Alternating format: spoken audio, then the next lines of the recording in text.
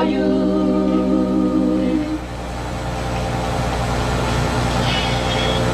How was that for levels, Russ? Whoever's singing the very lowest part, all this love is too close.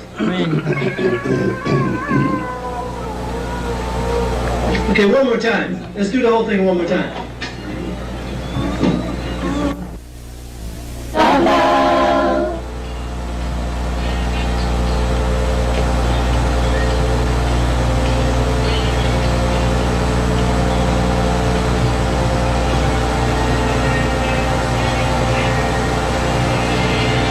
All this love is waiting for you.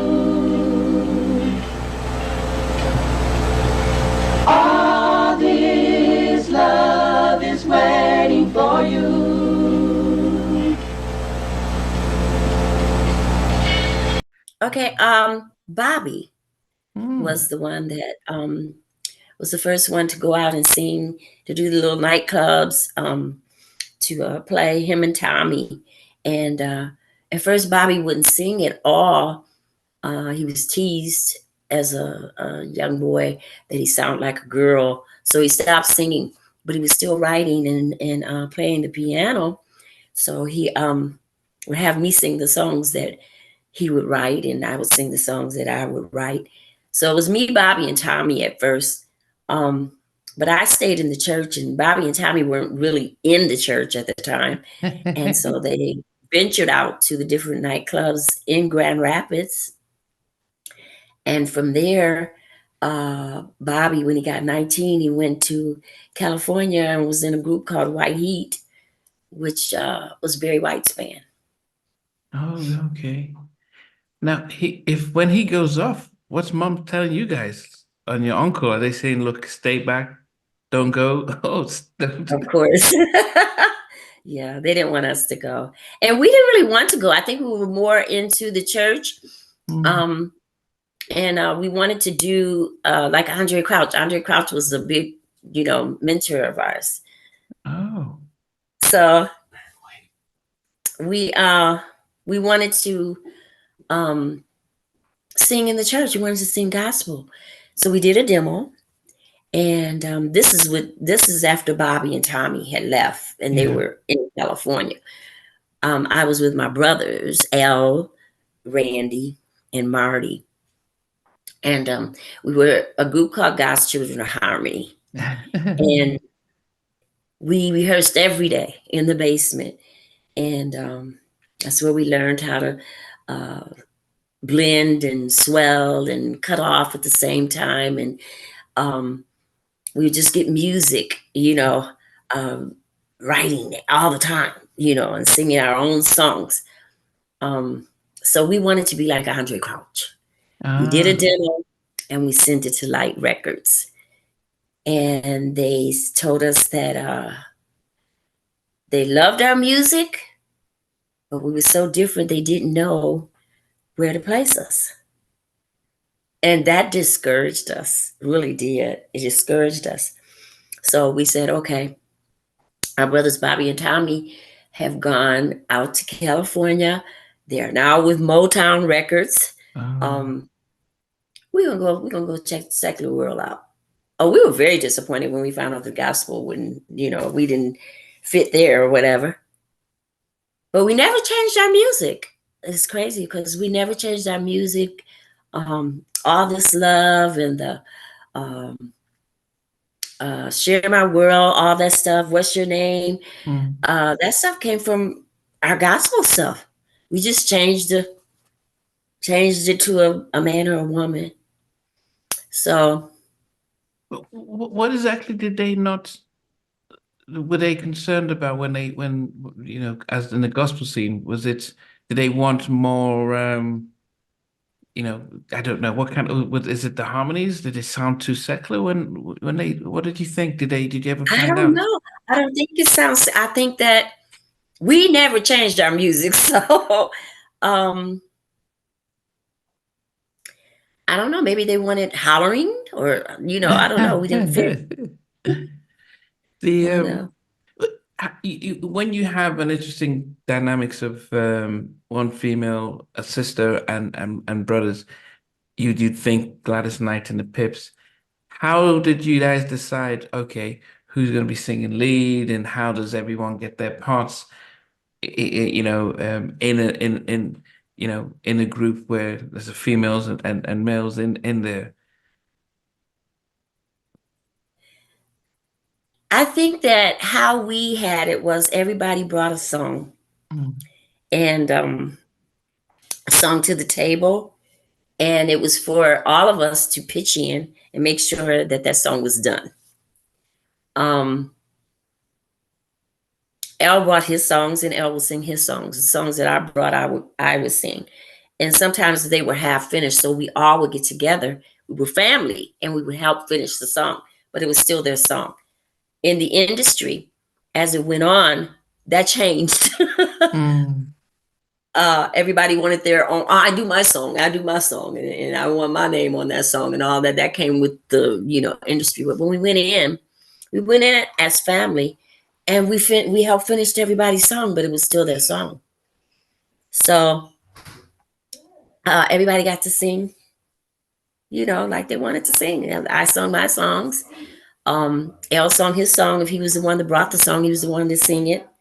And we would just finish. The songwriting was everybody helped out. How did you get into your songwriting then? And as just because it's songs are powerful. How did we get into our songwritings? Yeah, but yourself. I mean, how did you learn to be a songwriter? I didn't learn to be a songwriter. I guess just being under my uncle James, who was the minister of music of our church. Just following after him, watching him write the choir songs, just being there as he would write them. We learned how to do a lead, a hook, and a bridge, to a song, write a story. I think mine started out with poetry. Just writing poetry and singing little melodies came from made hooks. And we started at a very early age at making little hooks up. And I think the very first song that we wrote as children and little children was Hallelujah, Jesus, Buckle My Shoe. But it was some nice harmonies in it.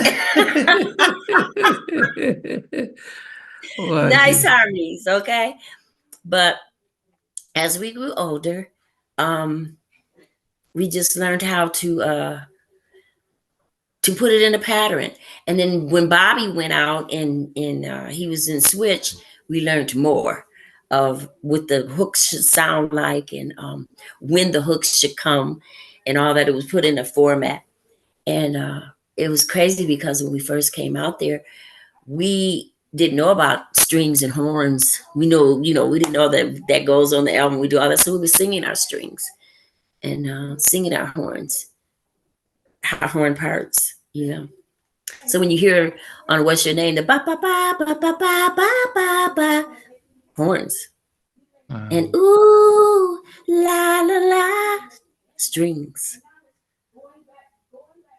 So is this stuff that when you're working with producers, eventually they'll start to be able to tell you, and then you'll be able to work it out down the road? Because as I would assume, you guys would have been singing behind a piano and harmonizing. Yeah, we were just with a piano, and then we would hear all these different parts in our head, and we would sing those parts. Wow. So it's like when we were little, the little parts of Farah Jacques, the Farah Jacques, the sing behind it and all that. We learned that, and then we just learned how to put them in songs. It was just part of our creativity, I guess. So we got it from my mom. My mom would just all the time. She's bouncing around the house singing, making up little melodies, and we got that from her. Who became your original? Because Bobby's not around. Who became the sort of, I won't say choir director, but who sort of shaped how? Okay, you're singing this part. We're harmonizing here. As you guys that would be Elle. That would be Al. Okay. But he was the youngest of the first five, so how come he was given that responsibility? I would have thought it would be more of the older set. So Well, it was the oldest, but when we became a group, Al was the one that played the keyboards, and he was the one that picked out all the parts. No, it's here. It's with this chord. It's with that. You know what I'm saying? So Bobby and Tommy and I were never a group. okay, Okay. But when we became a group, DeBarge, it was me, Al, Randy, James, and Mark. So we would usually sit at the keyboards and pick the parts out. was So L the Al would only? be Was he the only one that could play out of? Apart, the was he? keyboards. No, Yeah. Bobby played keyboard. James plays keyboards. Um, Chico plays keyboards. But Al and Bobby were the main keyboard players in the family. Okay. So they took on that. But when Bobby was gone and it was L, he took on. But and I was wondering, as I said, I'm the A oldest of. keyboard player is going to take on, they're usually the musical director Mm, because they're playing the keys and they know the parts on the keyboards. Okay. yeah. It's not usually a bass player that can't play a keyboard or whatever. The keyboards usually is the music director. Okay.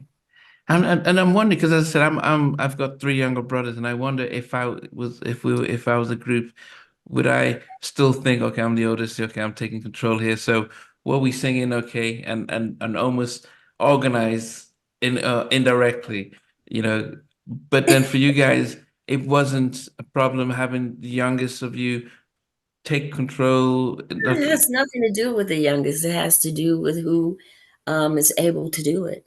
Yeah. No, but Music. as I said, and as a family, and being the oldest, you were, yeah, and it seems as if you were more encouraging the fact that your little brother had this talent, and you could see how it was support helping the group of the family, which is important to hear because I think we've watched the Jacksons and then or the story of Joseph and how they can be jealous of the older brothers being jealous of Joseph because dad's favorite. But in your environment, it felt as if he's got the talent, and as a group, we're shining. So let we ride that. Yes. And in the beginning, that's how it was. I think getting into the music business is what changed everything and put out this person more than that person or nothing like that. It wasn't like that when we were younger and growing up as children. It was like this is one.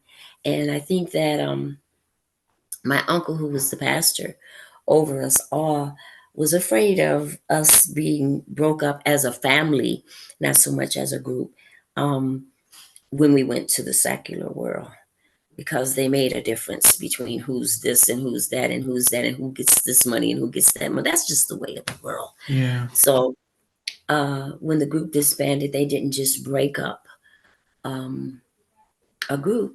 It was the family that was broken up, and there was jealousy that came then down the line. Mm. Um, but nobody was thinking about that when we were younger and when we were first coming in to Motown Records. No, we were family. We loved one another.